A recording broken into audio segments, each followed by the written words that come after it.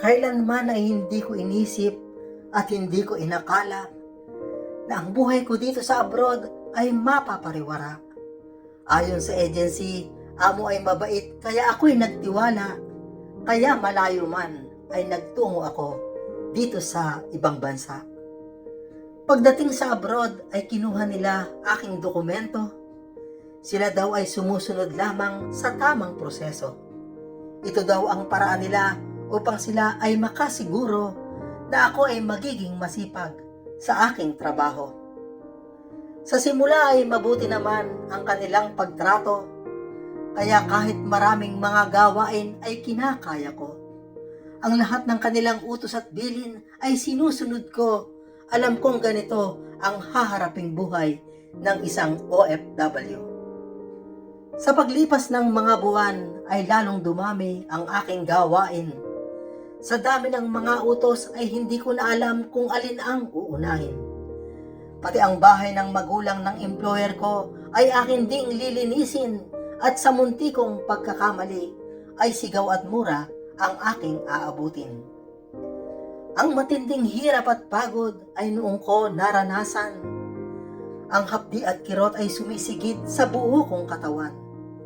Kalungkutan ay kutsilong tumatarak sa puso at isipan. Pakiwari ang lahat ay hindi ko makakayang matagalan. Bukod sa mga trabaho ay marami pang nagbago. Laging delay na rin ang buwanan kong sweldo. Maging sa pagkain ay tira-tirahan para akong aso. Bawal na rin ang mag-day off pag-araw ng linggo.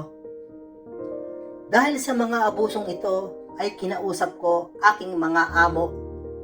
Sinabi ko hindi ko na kaya ang trabaho, uuwi na lang ako. Subalit nagalit sila, hindi pinakinggan ang aking pagsamo. Magmula noon ay lalo akong inapi, sinaktan at minaltrato. Pakiramdam ko ay parang masisiraan ako ng bait. Para akong bilanggo na sa loob ng selda ay nakapiit. Bawat kilos ko ay lihim silang nakamadyag, nakamasid. Kalunos-lunos ang buhay ko. Saklap at pait ang sinapit. Dahil sa mga dinaranas kong dusa at kapighatian, ako ay nag-iisip ng paraan upang ito'y matakasan. Subalit kay hirap, wala akong tulong na mahilingan. Ako ay bantay sarado, tila nasa loob ng bilangguan. Isa pang nagbibigay sa akin ng matinding takot at pangamba. Ang amo kong lalaki ay batid kong may masamang pagnanasa. Ang malaswanay ang mga titig ay palagi kong napupuna. Ang malisyosong mga sagi at hipo ay akin ding nadarama. Ang pambabastos ay hindi ko masabi sa employer kong babae. Ako'y natatakot na baka sa huli ako ang masama, ako ang masisi. Ano ang laban ng isang OFW kagaya ko, isang utusan, isang tagasilbi, siguradong kay dali lamang nilang baliktarin ang mga pangyayari. Kaya nasisindak man ay walang magawa kundi magdasal sa araw at gabi. Umasang ang lahat ng mga nagaganap ay hindi totoo at pawang guni-guni. Madalas kong masisi ang aking sarili kung bakit nasilaw sa mga sabi-sabi. Ngayon ang lahat ng pangarap ko ay tila malabong makamit at wala ng silbi. Isang gabi, dumating ang oras ng aking kinatatakutan. Akala ko'y panaginip lang ang mga haplos na marahan. Subalit nang dumampi sa maserang bahagi ng aking katawan, ang antok ko ay biglang naglaho at dagli akong natauhan.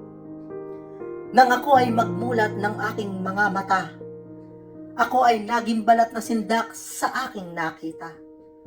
Ang nagaganap ay totoo at hindi malikmata. Employer kong lalaki ay katabi ko na sa kama. Ako ay nagtangkang umiwas at bumangon, subalit ako'y dinaganan ng aking Panginoon.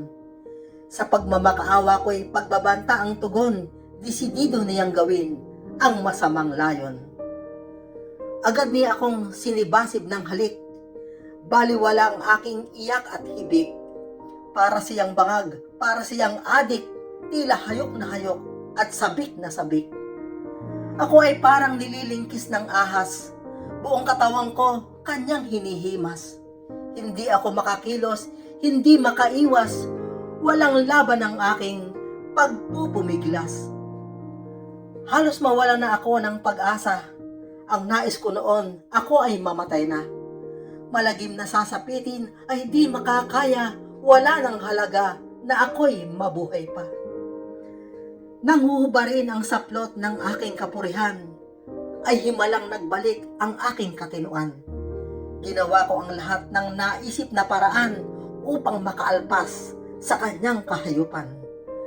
Kalmot, kagat at sipa ay aking ginawa. Lahat ng aking galit biglang kumawala. Sa ginawa kong paglaban, amo ko'y nagitla, kaya naitula ko siya at ako'y nakawala. Simbilis ng kidlat ay tinungo ko ang pintuan, ngunit ito ay nakasusi at hindi ko mabuksan. Sa aking paglingon, amo ko'y nasa aking likuran, nakangisi at nakaakmang ako'y susunggaban. Sa nalilitong isipan, ang tanging naisip na paraan, sa gagawin kong pagtakas ay sa bintana magdaan. Sa gipit na kalagayan ay wala akong pagpipilian upang ang kapahamakan ay aking matakasan. Marahil ang amo ko ay hindi naniwala na ako ay dadaan at tatalon sa bintana. Sa aking paglundag, siya ay napatda, subalit huli na, wala siyang nagawa.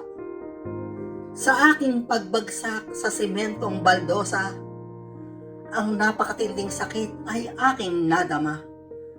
Bali ang buto sa aking katawan, kamay at paa, sa pakiwari ko ay nadurog, pati aking kaluluwa. At sa aking nanlalabong isip at katinuan, ako ay biglang nakadama ng kaligayahan. Parang guminhawa ang aking pakiramdam.